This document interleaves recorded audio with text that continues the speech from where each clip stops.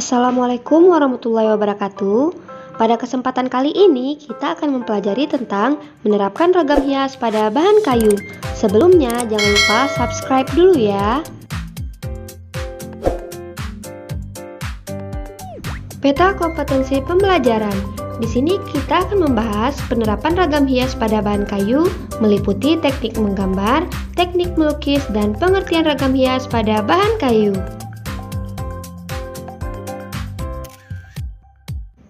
Tujuan pembelajaran yang harus dicapai siswa adalah sebagai berikut ini.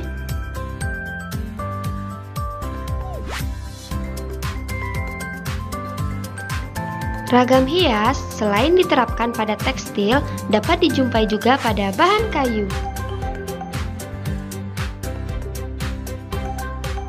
Setiap etnis di Indonesia memiliki ragam hias pada kayu seperti pada kursi, tempat tidur, meja, dan benda kayu lainnya.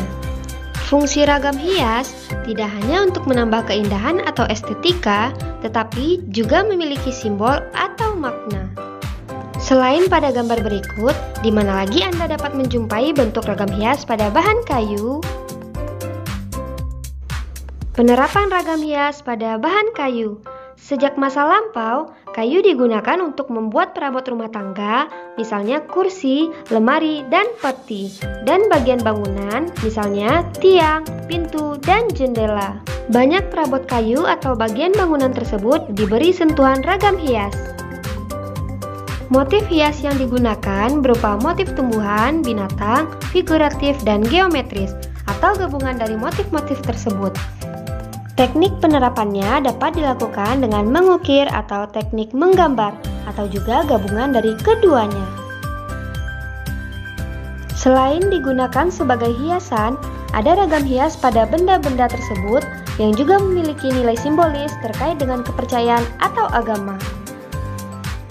Beberapa daerah di Indonesia seperti Jawa, Sumatera, Kalimantan, Bali, Sulawesi, dan Papua memiliki ragam hias yang khas pada bahan kayu. Contoh penerapan ragam hias. Ragam hias diterapkan pada permukaan bahan kayu yang berbentuk bidang 2 dan 3 dimensi. Penerapan ragam hias pada bahan kayu ini dilakukan dengan menggambar atau mengukir. Penerapan ragam hias pada bahan kayu juga terdapat pada benda-benda seni kerajinan daerah seperti tameng dan topeng. Ragam hias ini dikerjakan dengan cara digambar kemudian diberi warna. Teknik penerapan ragam hias pada bahan kayu. Penerapan ragam hias pada bahan kayu dapat dilakukan dengan cara mengukir dan menggambar atau gabungan keduanya. Mengukir dalam hal ini adalah membentuk tonjolan dan cekungan berbentuk ragam hias tertentu pada permukaan kayu dengan menggunakan alat pahat. Alat untuk mengukir ragam hias di atas bahan kayu. Alat utama untuk mengukir adalah pahat dan pemukul. Ada dua jenis mata pahat, yaitu mata pahat mendatar dan mata pahat melengkung. Pahat terdiri atas 4 jenis, yaitu yang pertama, pahat kuku atau penguku. Pahat ini berbentuk lengkung seperti kuku manusia, berfungsi untuk mengerjakan bagian yang lengkung, melingkar, membentuk cembung, cekung, ikal, dan pecahan aris maupun pecahan cawen. Yang kedua, pahat lurus atau penyilat. Pahat ini berbentuk lurus, digunakan untuk mengerjakan bagian yang lurus atau rata. Yang ketiga, pahat lengkung setengah bulatan atau pahat kol. Pahat ini berbentuk melengkung setengah bulatan, digunakan untuk bagian-bagian cekung yang tidak dapat dikerjakan dengan pahat kuku. Yang keempat, pahat miring atau pengot. Mata pahat pengot berbentuk miring, meruncing, dan tajam sebelah. Digunakan untuk membersihkan sudut sela-sela ukiran dan meraut bagian-bagian yang diperlukan.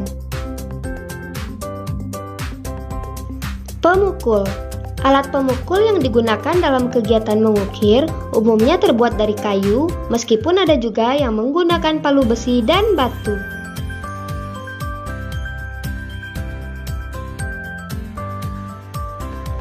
Yang kedua, menggambar ragam hias ukiran. Prosedur mengukir ragam hias pada bahan kayu adalah sebagai berikut.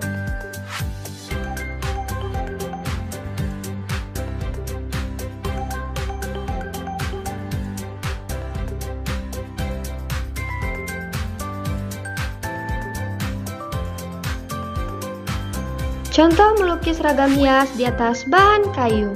Yang pertama, siapkan bahan dan alat melukis.